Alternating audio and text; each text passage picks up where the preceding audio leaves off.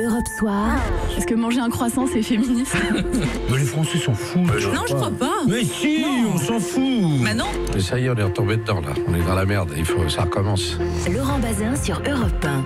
18h23, c'est l'heure du zapping radio-télé de Benjamin Muller, autrement dit les fourberies de Benjamin. Bonsoir. Bonsoir Laurent, bonsoir à tous. À la une du sport et de la musique. Allez, de la musique déjà avec le départ d'un géant, Michel Sardou, qui a donné hier son tout dernier concert. Martin Fenot pour Europe 1 a rencontré des fans, forcément tristoun après le spectacle. Quand la porte s'est refermée comme ça, moi ça m'a fait l'effet d'un coup près. Il a vécu mon mariage, on a mis des chansons de Sardou, la grossesse de mes jumeaux. Sardou, il a bercé toute ma vie. Et là, j'ai l'impression que ma vie s'arrête là. Carrément. Alors Michel Sardou a 71 ans, il met un terme à une énorme tournée. Comment a-t-il fait pour que sa voix tienne le coup? Sa voix, un journaliste d'RMC lui a posé la question, il raconte. J'ai la chance d'aller voir en loge.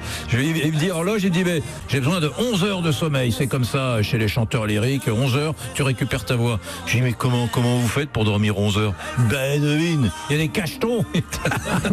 Voilà la franchise de Michel Sardou. Sur RTL, ils ont invité un spécialiste de Michel Sardou, un sardoudologue, qui avait des anecdotes plutôt sympa sur le chanteur. Très très vite, il va se retrouver dans les coulisses des cabarets, notamment le cabaret que tient son père à Montmartre. Et là, il va tout découvrir, y compris l'amour charnel, grâce à son papa et Michel Sardou. Il l'a découvert avec 2 danseuses en même temps que son père lui avait offert pour le déniaiser. Voilà. Ah, on a beau dire l'amour d'un père, c'est quelque chose. Sur TF1, sujet bien plus consensuel. Ouais, c'est cadeau père-fils, qu'est-ce que vous voulez que je vous dise? Vous avez dû avoir ça pour votre bac, non? Non, il n'y avait pas pensé, bizarrement. Sur TF1, un peu plus consensuel, donc ils ont rencontré des enfants méga fans de Sardou. Qui a dit que Michel Sardou était la star des vieux? Les rues dans la rue de Liberty, Morina, Louis, bon Dieu, autant du Gaël, des deux, Et sur les paroles, on est bien, hein? C'est le Connemara, hein, Ouais, c'est ça? ça y ressemble en tout cas. On continue de laisser la parole aux enfants, mais cette fois on ne chante plus, s'il vous plaît. Ah oui, j'aime beaucoup l'émission France Info Junior sur France Info, où ce sont des enfants qui interrogent des spécialistes chaque jour sur un sujet d'actu. Aujourd'hui, Marty, quel était le sujet qui intéressait nos petits? Quels sont les différents pays où la peine de mort est autorisée? Oh là, mais ce sont des enfants, et oh les petits, parlez plutôt d'amour, des animaux, du Festival de Cannes, je sais pas, intéressez-vous à plus léger, non? Est-ce que les personnes qui meurent pour la peine de mort, est-ce qu'elles souffrent? Oh, mais c'est gore. Bon, on imagine quand même que la spécialiste adapte ses réponses à leur jeune âge. On imagine, on espère. Il y a plusieurs méthodes.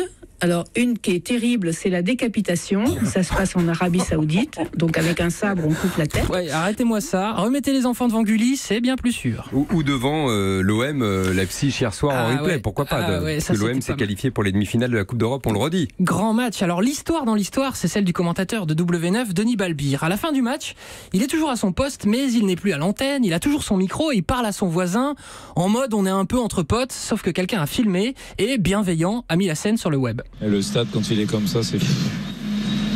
Je suis bien content pour ces PD là, arrogants là, au match aller, là, comme ils étaient sûrs de gagner. Là.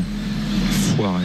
Aïe, la chaîne W9 suspend le journaliste à cause de cette phrase. On l'accuse d'homophobie, des ministres s'y mettent. La ministre des Sports notamment, oui. Polémique pour une petite phrase qui aurait dû rester privée. Le droit à la connerie n'existe plus. Dommage pour Denis Balbir qui nous avait pourtant bien fait vivre cette superbe qualif de l'OM. Sakai, frappé Sakai, la qualification grâce à Sakai.